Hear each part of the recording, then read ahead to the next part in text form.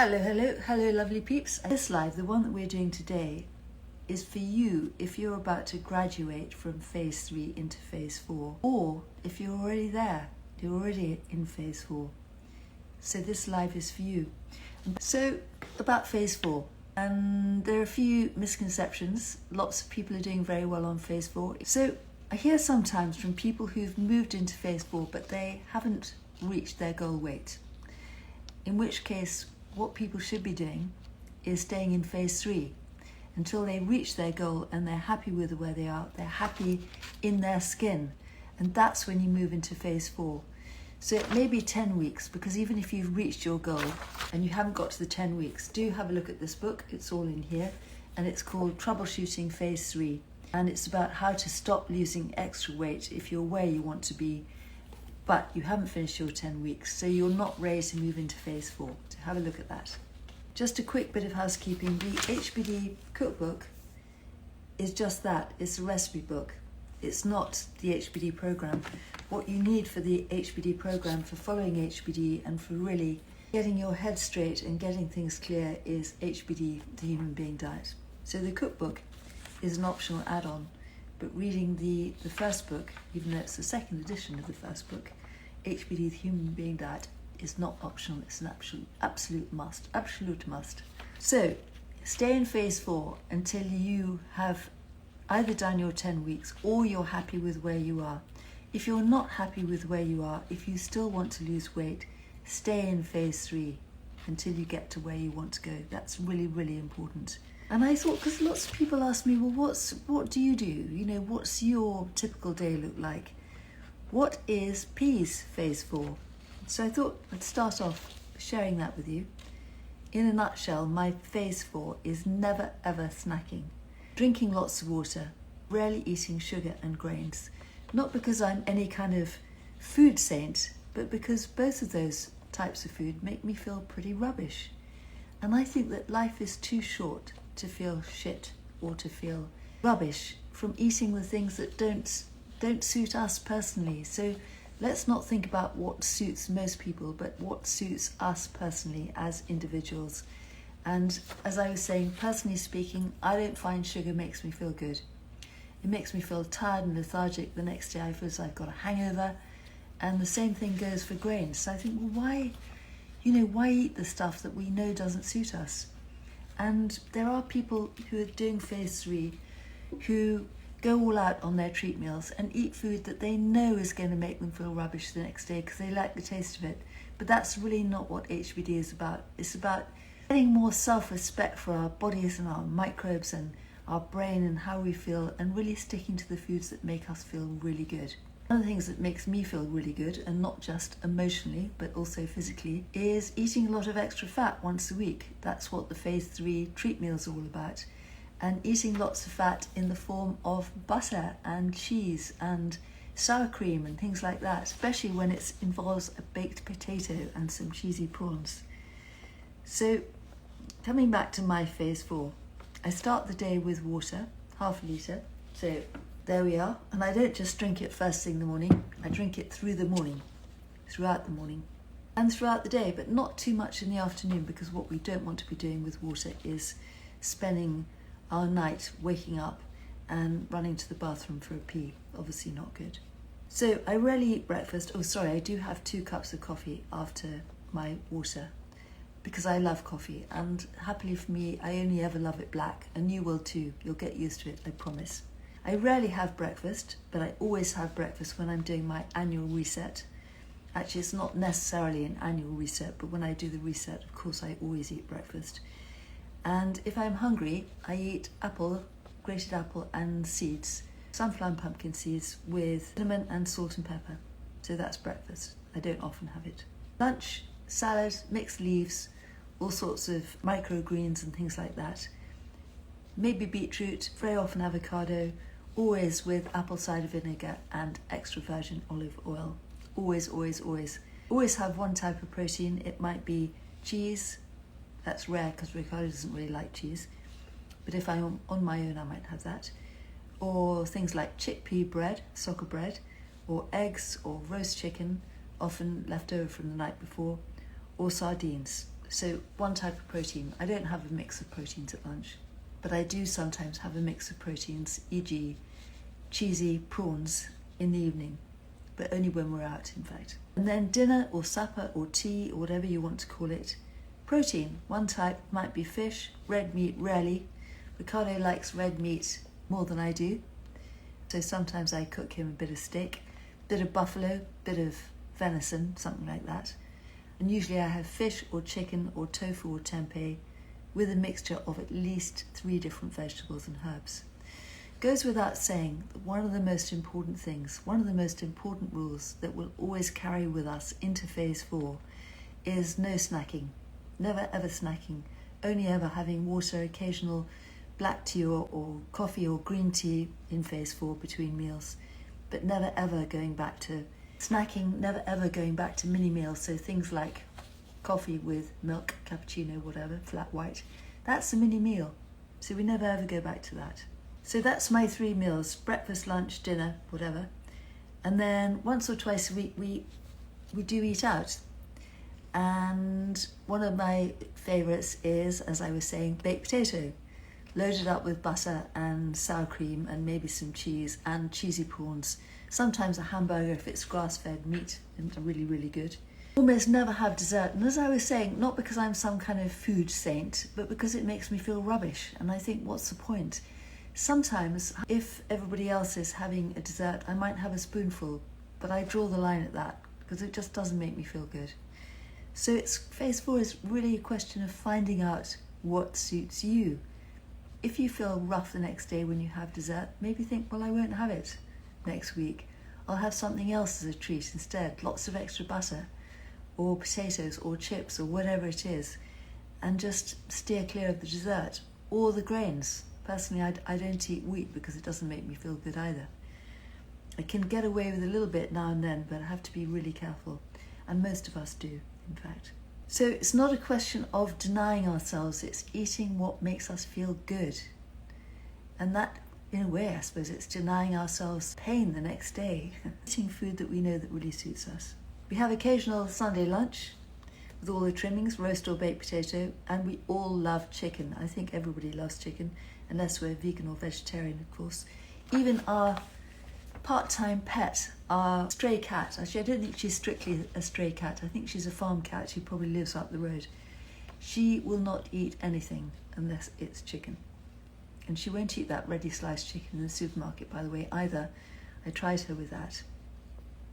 It's got to be proper roast chicken. I don't eat wheat, like I was saying. I don't eat grains. They don't suit me. They make me feel tired. They make me feel sluggish. They make me feel hungry. Do they suit you? That's one of the key advantages of keeping a food diary, even into phase 4. Is what I'm eating suiting me, or is it making me feel hungover or tired or hungry or achy the next day? Keep the food diary going. Fruit, do I eat it? Not every day. But if I do, it's usually an apple, occasionally mango. When mangoes are in season here in Florida, they're really quite something. Occasionally berries. Ricardo particularly likes blackberries, and you can get amazing organic blackberries, not off the bushes here, well, I haven't seen any, but in the supermarket. Do I count macros? We're going to talk a bit more about protein, because that's something that it's causing a bit of a flurry at the moment. Do I count macros? Never. Do I count how many grams of protein I'm having? No, never. Do I mix proteins? Hardly ever. Only when we're eating out in restaurants, like the cheesy prawns. Do I eat dessert? Like I said, once in a blue moon. A spoonful, maybe, rarely, but no. Do I eat dark chocolate? Yes. Occasionally after lunch. I don't eat it after supper because I think that it might keep me awake. 85%. Perfect. Love it. The temptation, I know, is to stay in phase 3 because that feels like your safe place, but that is not what phase 3 is for. Phase 3 is a segue into phase 4, into the forever part of the human being diet, the lifestyle part of it. Because we need more flexibility. We may need more protein, depending on our exercise levels. But again, coming back to talking about, do we need to track our protein or count macros? No, not unless you're an athlete or you've been advised to by your doctor or other healthcare practitioner. It's really a question for most of us, staying more or less with the same portions that we were eating in phase 3, Sometimes having more, letting hunger be our guide, letting our appetite be our guide. You feel like more protein, have more protein. You feel like more vegetables, have more vegetables. You feel like snacks in between meals, don't do it. Drink water instead. So just tuning in and listening to the messages from our body. Not worrying about picking up a packet of almonds that might say this bag contains 18 grams of protein, because we know, if we've read the book, The Human Being Diet, that 18 grams of protein in a packet of almonds is not going to be the same 18 grams of protein as we get from a chicken or tofu or tempeh, which we can actually absorb. We probably only absorb about half the protein in almonds. So please don't get hung up on the protein question. And please don't think about counting your macros unless you're an athlete or unless you've been advised medically to do it. It's just not necessary. But do stick to good quality proteins, even in phase 4. Remember, if you want to build muscle, if you factored in much more physical exercise now that you're in phase 4, you will need more protein, because we need protein to make our muscles and to sustain our muscles. And we need protein for lots of other things besides, but just talking about exercise and muscles here. So yes, do increase your protein.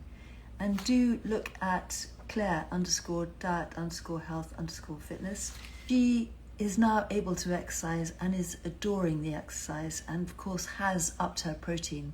So check in with her and with the lives that we did together, and also have a look at her grid for how she's managing to get the extra protein in to her diet. I don't really recommend whey protein or any kind of protein shakes. Much better just eat more normal food, whole food that's not isolated or been turned into anything else, to get our protein and all the macronutrients that we need. So for some of us, phase 3 portions will be big enough, for possibly with a few extras ongoing in phase 4. For others, not so. And remember that HBD is only restrictive at the start to allow you to reset and to strip things out before putting them back to find out what suits you personally. Ongoing, you can have anything that suits you and suits your goals. If it makes you feel good, do it, as they say. If it makes you feel good, eat it. Be very wary of sugar and be very wary of grains, because there's the two things that most often derail us. So yeah, just a word of warning with that. Because sometimes people get in touch about phase 4 and they say, well, I've been snacking a bit, I've been eating more carbs, I've been eating more sugar. But that's not what phase 4 is all about. Phase 4 is building on what you've learnt about your body, what it likes, what it doesn't like. Not just your body, but your brain as well, in phases 2 and 3, and building on that. Not going back to eating rubbish that we might have kind of got rather used to eating before we discovered HBD.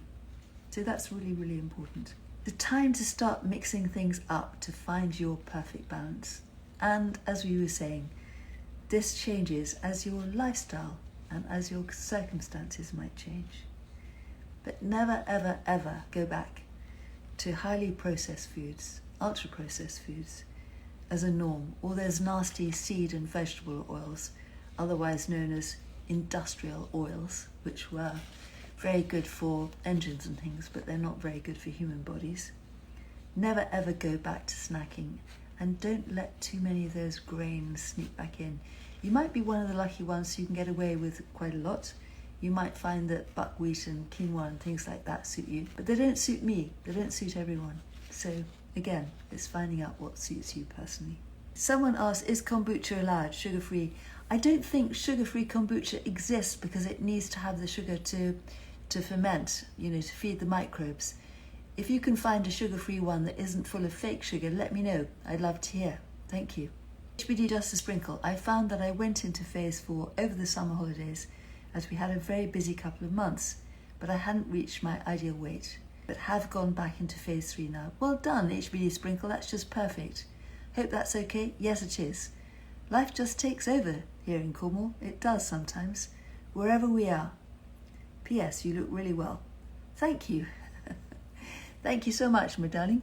That's very lovely. Does ACV irritate the bladder? Never heard that, Yorkie Snapper, never heard it.